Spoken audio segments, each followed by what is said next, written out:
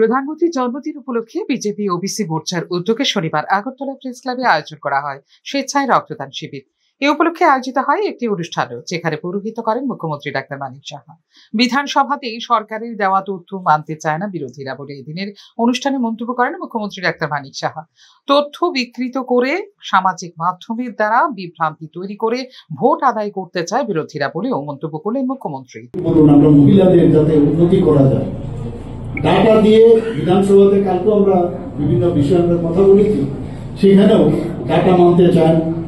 কোনদিনে বলে আপনারা যেরকম ভাবছেন কাগজে কলমে, কিন্তু আসলে সেই রকম না।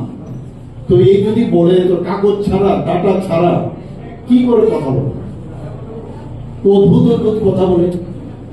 এখন কোন জায়গায় রাস্তা খারাপ, তো ভালো রাস্তাগুলো দেখাবে না, কোন একটা পার্টিকুলার জায়গার রাস্তা খারাপ এটাকে দেখাবে, আর বাকি রাস্তাগুলো কি হলো। এবং আমরা দেখেছি, আমার ব্যক্তিগত জীবনে আপনারাও দেখেছেন যে ত্রিপুরাতে মানে এটা একটা মানে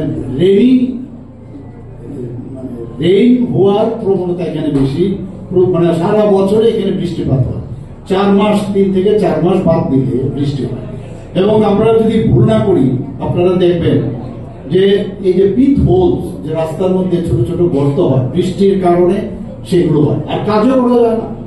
যদি আপনার 8 মাস যদি বৃষ্টিপাত থাকে আর সেখানে বৃষ্টি হলেই এগুলো আস্তে আস্তে খানাখন্দে পরিণত হয়।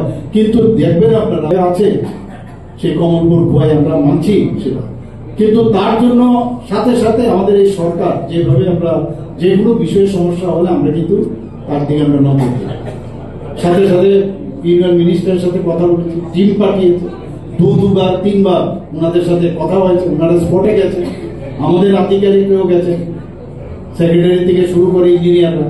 কিন্তু ওইটাকে দেখিয়ে তাড়াতাড়ি খালি বিভিন্ন, এখন তো সোশ্যাল মিডিয়ার যুগ, একটা আর্ধেকটা দেখাবে এরকম, আবার আর্ধেকটা আসল ভাষণটাকে কেটে ওই এমন একটা ভাষণ খুঁজে তাদের জন্য ওই যে মেকানিজমই আছে, ওই মেকানিক্স আমি বলবো বসে বসে থাকে, যে ওইটাকে কেটে এমন ভাবে দেখায় যে কত বেশি করে বিভ্রান্ত করে আমরা আগামী দিনে ভোটের বাক্সে ভোট যদি আনতে পারি।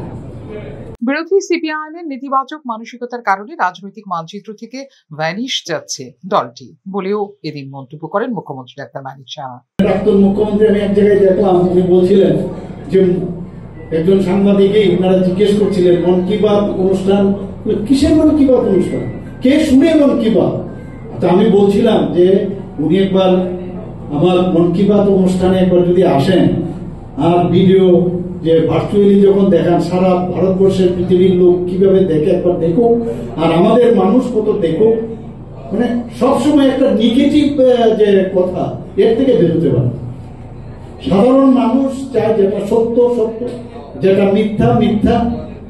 আমি ভায়াসড হয়ে আমি যদি মিথ্যাটাকে বলি না, এটাকে সত্য হবে না।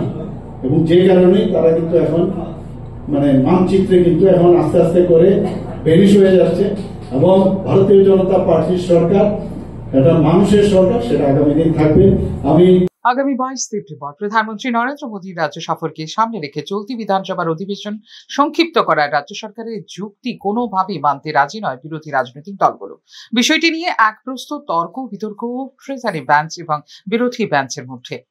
রাজ্য বিধানসভা চলতি বর্ষাকালীন অধিবেশনের মধ্যে সরকারি দেওয়া তথ্য না মানার বিষয়টি নিয়ে বিরোধীদের সমালোচনায় মুখ্যমন্ত্রীর এই ধরনের মন্তব্য তাৎপর্যপূর্ণ বলে মনে করছে রাজনৈতিক বিশ্লেষক মহল। আগরতলা প্রেস ক্লাবে আয়োজিত এদিনের শিবিরে অংশ নেন 129 জন স্বেচ্ছা রক্তদাতা। ফিউরো রিপোর্ট, নিউজ নাও।